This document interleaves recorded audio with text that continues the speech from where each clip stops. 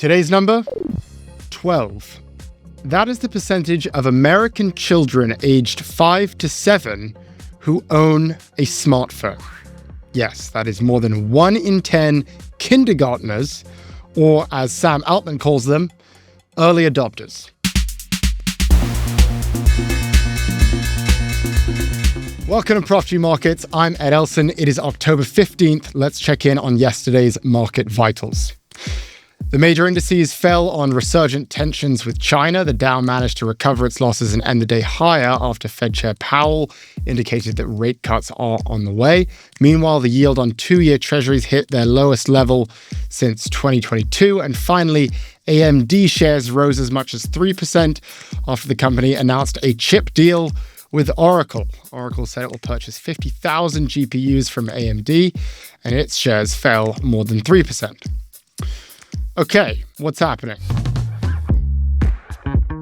New developments in the ongoing US-China trade war spooked the markets yesterday, just a day after they had rebounded from Trump's initial tariff threats and then his softening of his stance. First, the US imposed new port fees for Chinese vessels. These levies were originally proposed shortly after Liberation Day, but they only formally took effect yesterday. Then China fired back.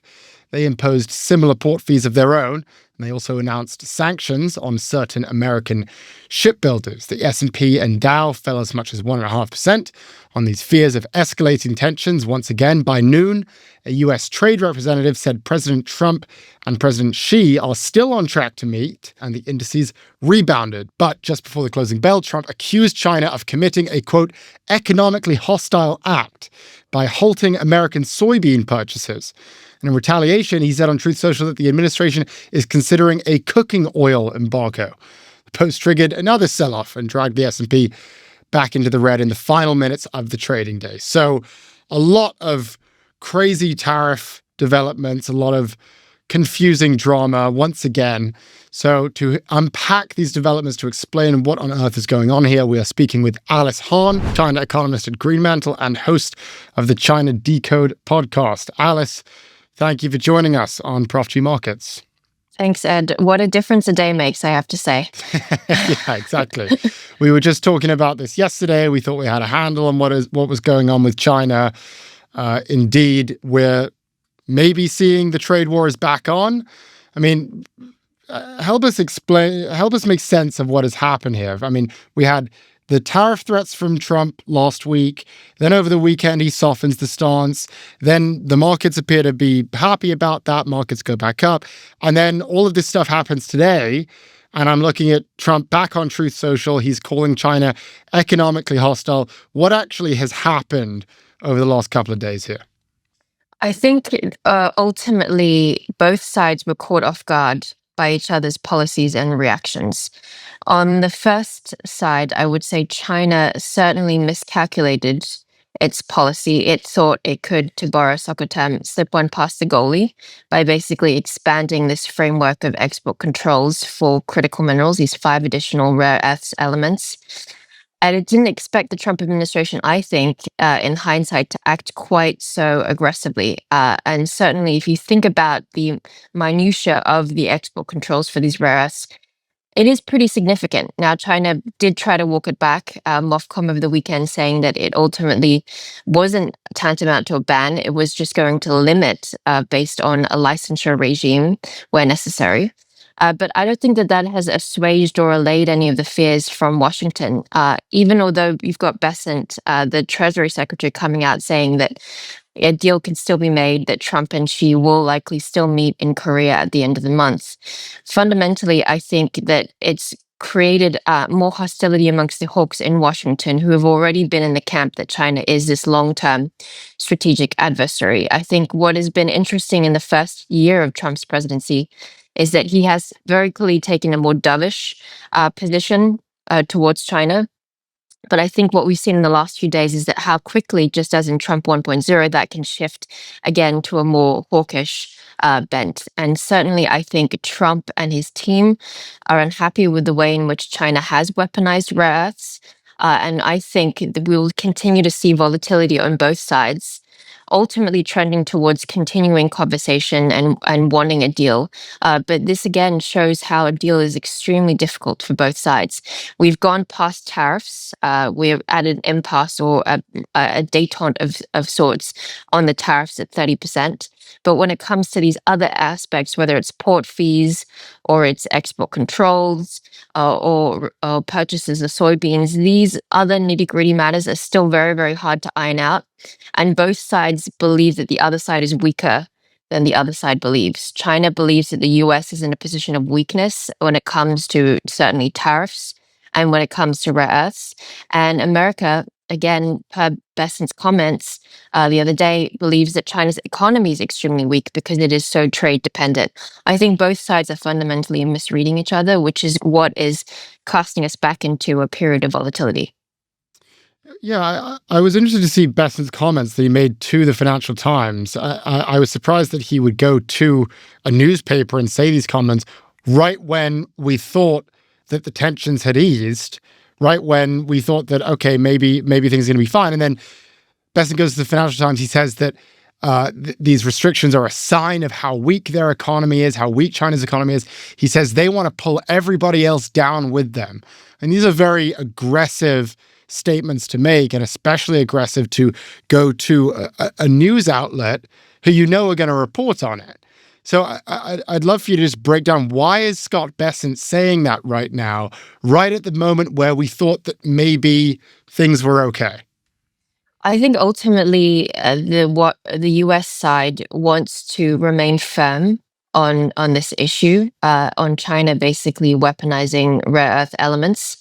So what they are trying to do is shift the narrative to show that China is the adversary, not just to the US, but to the Europeans, to the Japanese, to other countries that are actually quite fearful of the way in which China is weaponizing its core technologies, including critical minerals. So I think that there's been a PR campaign by Washington over the last few days to try to turn this into a narrative in which China is the adversary. China is willing to use its largesse in critical minerals to strategically control and manipulate supply chains. I think that is clearly playing to an international audience. It's clearly playing to Brussels, to Tokyo, to some of these other would-be allies in the Western developed world. Remains to be seen if this is effective, but I think that ultimately Besant is walking two sides of the same street, which is on the one hand, he wants to continue to talk to Khalifa, for instance, this week at the IMF meetings in Washington. But at the same time, he wants to be seen to be tough on China. I certainly think that this is probably the first innings of an administration that may take a more hawkish bent coming into 2026. I think it's not a coincidence that we have the midterms. There will be, I think, a legislative push in 2026 in advance of the November midterms for the Trump administration to take a more hawkish position on China, not just on trade and national security, but also technology. So I think that we're starting to see the tides shift again. And again, if you recall Trade War One, we saw a first innings in the trade war and then a follow-up in a tech war that was more explosive and volatile and prolonged. I think we're seeing similar patterns in Trump 2.0. One implication of this that came to mind was what this may do to the TikTok deal. I mean, the TikTok deal is, I would assume, largely dependent on some cooperation between the US and China. We now have this rare earth metal blow up, which is causing the Trump administration to get very upset, and it appears to be re-implementing this trade war. Do you think this could have implications on this TikTok deal? Do you think this could affect the outcome of having a TikTok US? I would put TikTok US in a different category. I think fundamentally because that deal as it currently stands is still very advantageous to China. China didn't really have to sell or divest TikTok USA, the subsidiary. It effectively kept the status quo ex ante. It did concede on licensing the algorithm to the subsidiary in the US, but ultimately it didn't have to concede very much. So I think given that China didn't make huge concessions, given Trump really wants TikTok to continue to exist for domestic political reasons, I think that deal probably stays in its current form.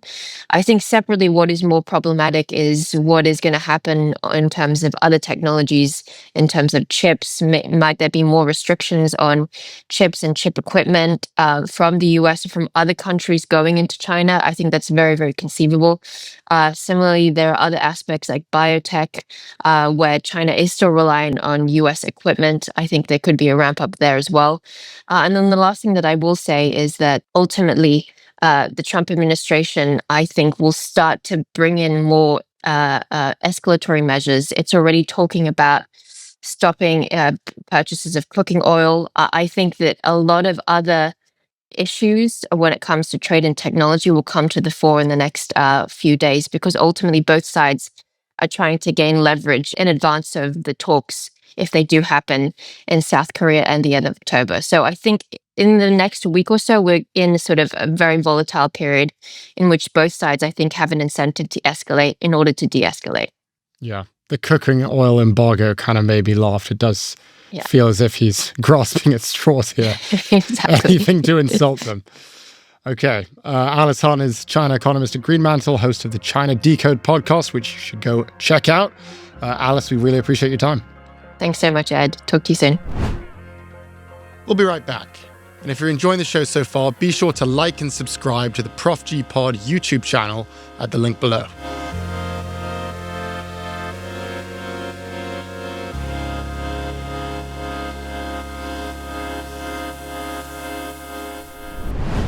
We're back with Prof G Markets. Earnings season kicked off strong, with JP Morgan, Goldman Sachs, Wells Fargo, and Citigroup all largely beating expectations, boosted by a surge in trading and deal-making. JP Morgan and Goldman Sachs posted massive profits, with Goldman logging its best third-quarter revenue ever. However, both stocks fell slightly following those reports. Meanwhile, Wells Fargo and Citi also posted very strong profits, with Wells Fargo raising its profitability target. Both of their stocks popped after the earnings. So, some mixed reactions from Wall Street, but overall, an incredible quarter for all of the banks. JP Morgan's profits rose 12%, Citi's rose 15%, Goldman's rose 37%. Overall, amazing quarter, especially when it comes to investment banking, as we expected. Lots more M&A activity last quarter, so investment banking revenue was way up. That is partially why we saw such a good quarter for Goldman, which is more of a pure play investment bank out of these companies. But still, we have this slightly strange market reaction where JP Morgan and Goldman actually fell. So to help us make sense of this, we are speaking with Telis Demos. He is the writer and co-host of the Wall Street Journal's Take on the Week podcast. Telis, thank you very much for joining us on Prof G Markets. Thanks for having me. So we've seen all these bank earnings this week. Pretty good across the board. We'll just start with, what were your initial takeaways? What did we see in these bank earnings? The big headline is the same it's been the last few quarters, which is that it's a good time to be a very big bank. They have a diversified business model that means that when things are busy on Wall Street, they do well. When there are deals being made in corporate boardrooms, when there's a lot of trading activity in the markets, they have a business that benefits from that. On their consumer business, their consumers tend to be relatively more affluent, people who have a lot of banking relationships. They might have a mortgage, a bunch of credit cards, money in a checking account, wealth management. We know that, people who have more money are doing well these days. Their stock portfolios are up. They're not overborrowed. So those people are doing well. Wall Street is doing well. The big banks are doing well. So we saw JP Morgan's profits were up, Citigroup's profits were up, Goldman's profits were up, especially up 37%. It appears that this is largely, it's both things. As you say, you see the consumer units that are doing pretty well, but it seems like the big trend, at least that we're seeing, is deal making is up, M&A, and therefore investment banking. And that may explain Goldman's relative outperformance. Is that what we're seeing? That we're seeing like this explosion in investment banking? Absolutely. Goldman is a juggernaut in M&A dealings, right? Like they advise tons of deals. They make huge fees on those things. So when the deal-making environment is good, they're doing well. And that extends both to like companies buying each other. It also is when private equities firms are, buying public companies in leverage buyouts. It also includes IPOs. It includes debt offerings. They're highly leveraged, as they say, to the deal-making environment. And while we haven't hit the 2021 heights so far, and still to this point, I don't think that the deal boom that some were predicting when Trump took office has quite landed. Goldman talked about how its pipeline of potential deals is really strong. So they just see a lot of activity there, and that's very good for their business. It's a high return, really good business. One thing that kind of surprised us, however, is that despite these great quarters that we saw at Goldman and that we saw at JP Morgan, record quarters by a lot of measurements, despite that, the stock dropped. The stock for JP Morgan was down and Goldman was down. Do you have any thoughts on why the market reacted the way it did? Yeah, I think there's a couple things on the market's mind, if I may attempt to read it, which, as we know, is sometimes folly. One thing that could disrupt that deal-making boom is if corporate decision makers, if private equity decision makers suddenly feel a great sense of unease and uncertainty. And, what has, the recent sort of back and forth on China and tariffs done other than inject a lot more uncertainty into the environment. So maybe markets didn't hear quite enough happy talk from investment bankers about that and their confidence. I also think that there's a bubbling of concern, and you heard this more on JP Morgan's call than you did at other banks, but it's a similar concern across the banks, is that things are too good. And how long can these good times really last this long? Things are too active on the deal side. There's too much credit extension happening. And, what goes up must come down. And so I think the market might be starting to wonder, could it really get even better from here? And as we know, markets are often about the future, not the past. So that might be something that was on people's minds. Yeah, two of the larger concerns that were raised. One was this potential of a bubble, an AI bubble. Jamie Dimon said that many assets, quote, look like they are entering bubble territory. So he just flat out said the word bubble. David Solomon spoke about investor exuberance. And then there was this other concern that you mentioned there, which are these credit market concerns. JP Morgan, they took this $170 million hit because they made a loan to this company called Tricolor, which turned out to be fraudulent. It collapsed. And then Jamie Dimon spoke a little bit about these credit market concerns. Could you elaborate on what those concerns are? One, in terms of the potential of the bubble and what that would mean for the banks, and also this credit market froth that Jamie Dimon talks about. Yeah, when we talk about bubbles, we often immediately think of the stock market, right? We think of how can NVIDIA continue to go up as much as it has? But bubbles come in many forms, and you can look at what's going into the credit markets, and you can argue that is a bubble. And you might measure that by looking at the spread, which is how much more you earn owning corporate credits than you do owning treasuries, right, which are risk-free. Corporate credits have some risk. That extra return is really small, like historically small. It has not really been smaller at any time since, by some measures, kind of the peak of the pre-2008 credit bubble that we had then, maybe even since the 1990s by some measures. So there's potentially a bubble on that side of the market as well. And so that raises the question of whether or not we're always talking about credit risk from the consumer point of view, right? Are people going to pay back their auto loans, their credit card loans, et cetera? We talk about that all the time. We have a lot less visibility and conversation, and in some ways data about what's happening with with companies. And what we wrote about happening with some of the recent bankruptcies, you mentioned Tricolor. There have been a couple of other sort of standout corporate bankruptcies recently that have roiled the credit markets a little bit. Yeah. Those are companies that are exposed to what's going on in the economy, right? Things are happening in with tariff policy, right? One of the companies that went bankrupt, First Brands, was an auto parts supplier. We know that tariffs are a big part of what goes into cars and auto parts. Now, that's not the only reason that those companies might have failed. JP Morgan on the call talked about how, these things sometimes expose risks that companies are taking, right? Like big policy changes mean that there might be companies that are highly leveraged or that are barely kind of making their payments or, God forbid, in some cases, allegedly doing fraudulent things that can get exposed by these bubbly markets. Things are priced to perfection. These companies aren't perfect. So I think that that's maybe what's in the back of the market's mind and what people are thinking about in these credit markets is like, what are we going to learn has been going on under the hood when we thought everything was great, when in fact, all the things that we talk about, tariffs, immigration policy, other kind of economic changes, what's going on in the labor market, like those things were affecting companies, but just not in a way we could see until all of a sudden some loss pops up. And I think that's what maybe investors are worried about is that the things that they can't see or that they aren't hearing about day to day are going to be the ones that end up hurting them. Mm-hmm. Yeah, it certainly seemed to be front of mind for Jamie Dimon, despite the fact they had this record quarter. These bank earnings, we learn about the big banks whenever they report, and it's nice that they all kind of report at the same time. We get a general picture of how Wall Street is doing, and in this case, the picture is pretty good. They're all doing pretty well.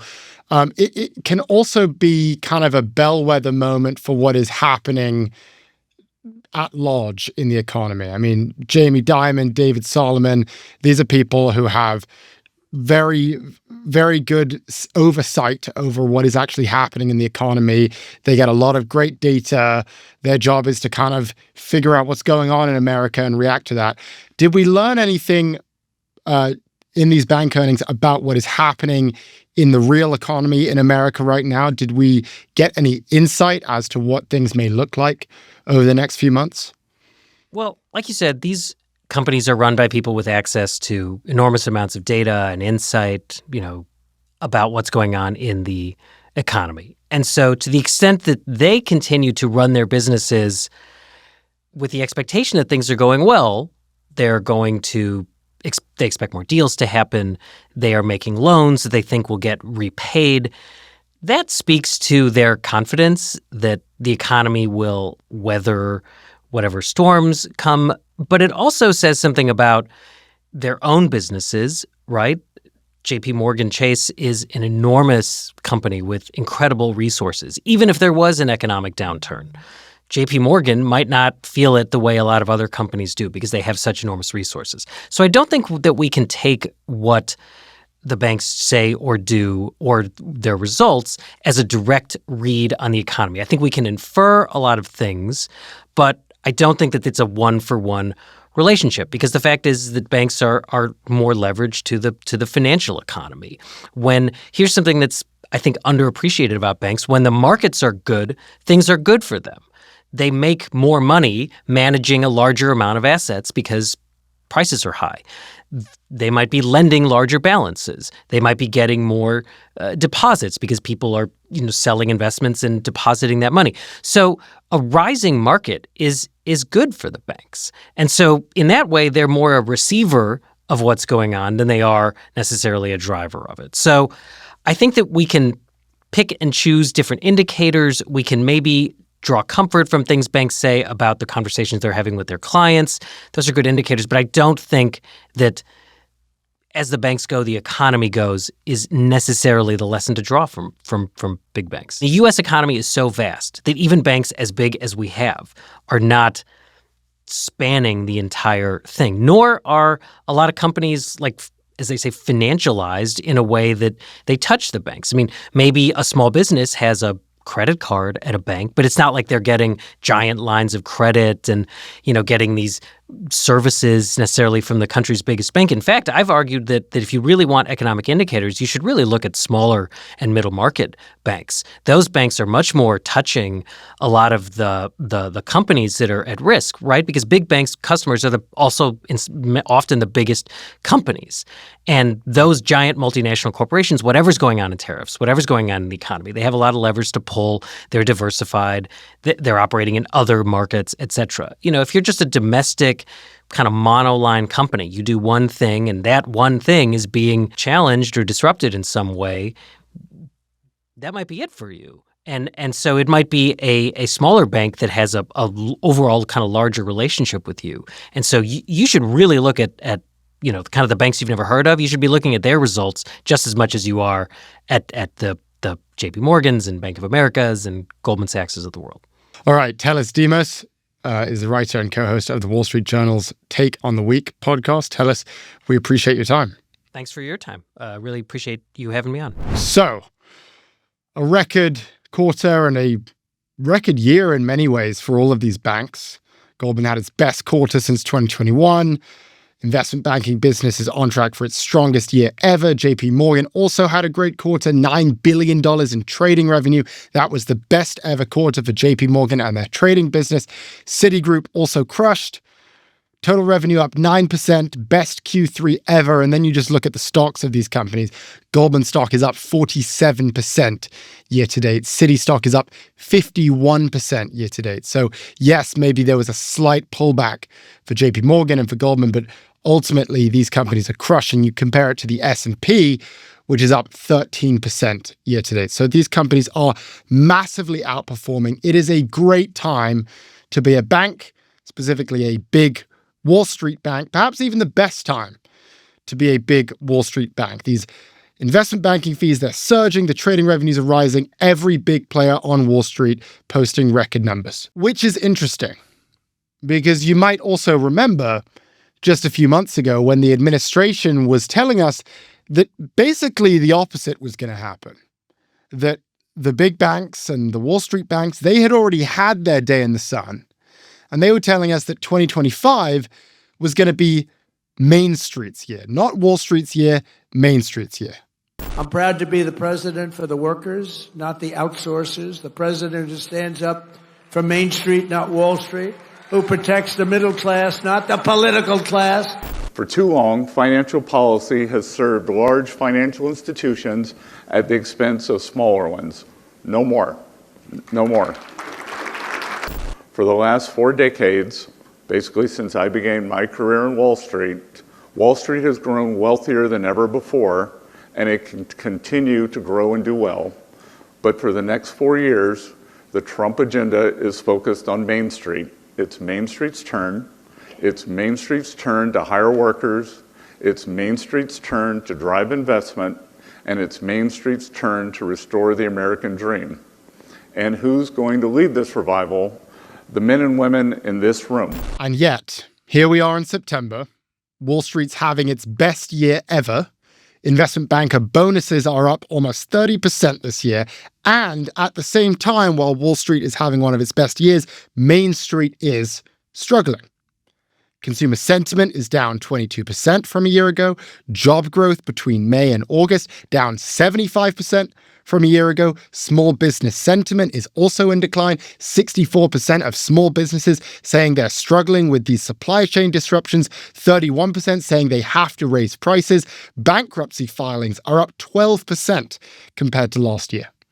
So not only has this Main Street over Wall Street agenda not been delivered, actually the opposite has happened. It's a great year for Wall Street, the best year for Wall Street, and a bad year for Main Street. And the most ironic part of all of this is that this is actually only going to continue. Because as we speak, the administration is working on a deregulation plan, which is going to eliminate many of the rules that were put in place after 2008. It's going to reduce the capital requirements for these big, large-scale lending projects, i.e. these data center projects. And according to many estimates, because of these deregulations that the administration is pursuing, average earnings for banks will go up by roughly 35%.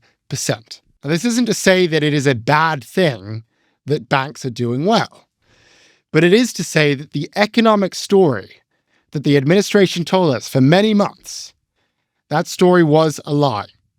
They said, go long Main Street, go short Wall Street. They said it is blue collar over white collar, small companies over big companies. The poor are going to outperform the rich. False, false, false on all counts. There is no better time to be big and rich in America than today, whether you are a bank or whether you are a tech company or if you're just a person. The more money you have in 2025, the more money you will receive. And these bank earnings, record bank earnings, are just another example. Thanks for listening to Prof G Markets from Prof G Media. If you liked what you heard, subscribe to our YouTube channel and tune in tomorrow for more.